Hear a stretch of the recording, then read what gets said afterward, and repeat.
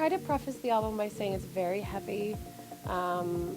You know, my previous releases have been very pop focused, and this album I consider my masterpiece. It feels like my magnum opus of what I've always wanted to make. And I produced it myself. It's 17 tracks, so it's a little heady. But I talk about trauma. I talk about sexual assault, child abuse, being bipolar. And then there are moments of levity, and even though I'm talking and discussing really heavy topics, I think the overall theme is about resilience and hope and you know, and surviving. One of the tracks is called Not Ready to Die Yet. So I'm talking about really heavy stuff, but it's not like all hope is lost. There's some neat collaborations on there. I did another song with Macklemore.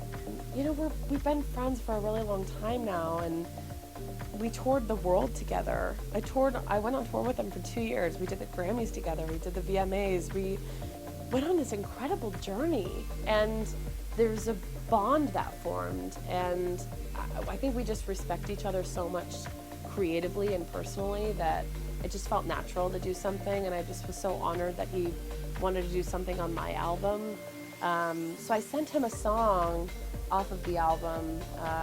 One of the songs is called Shame, and I sent it to him, and I was so devastated. He sent me a text back, and he goes, "Mary, I love this song, but it's you, it's your voice. I just don't feel like this is right for me." And I was just like, oh, I was crushed. And then he said, "Do you want to write something new together?" And I thought, oh my, yes, absolutely. So I called our friend Budo, and Macklemore and I went into the studio, and we wrote the song pretty quickly. And Budo did sort of the initial production on it, and then I took the files into my studio. And I remember I was like in the studio, like, you know, programming drums or whatever, and I just had this moment where I was like, I'm producing Macklemore. Like, I was like, this is so cool.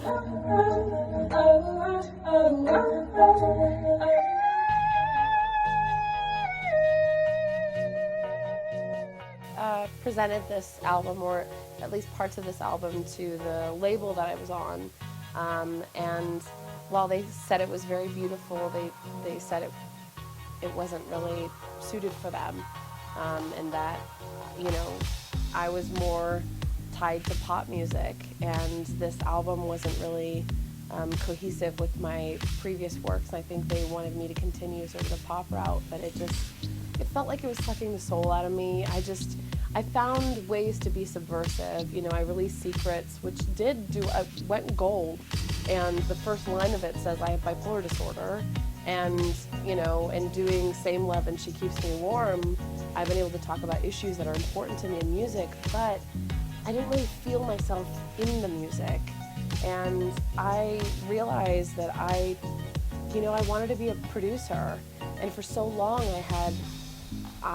the only way people had heard my music was through the lens of a straight white cis guy producing, and it didn't matter how gentle or kind they were.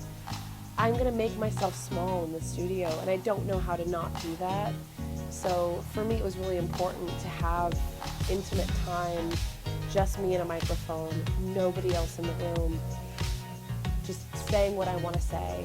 And that sort of freedom is something I wish all artists could have, but it took 5 years, because I had to learn how to produce. I had to learn how to use a DAW, a digital audio workstation. I listen to it and I feel myself in the sound design. I feel myself in the, you know, in the snare that I picked, and the musicians I chose to hire and work with, and it just feels like my identity and my messaging and my personhood is directly tied to every piece of this album. And that's why no matter what happens with it, I've won. Like, hopefully it facilitates some sort of catharsis or healing for the listener, because that's the intention, is to heal and help people grieve and process and be sort of a soundtrack for that healing. But it doesn't matter if it like goes on the charts for me. That's not the objective. And if I got to be myself through the entire process, and I can hear myself in the music, and I'm proud of it, then I've done my job, you know.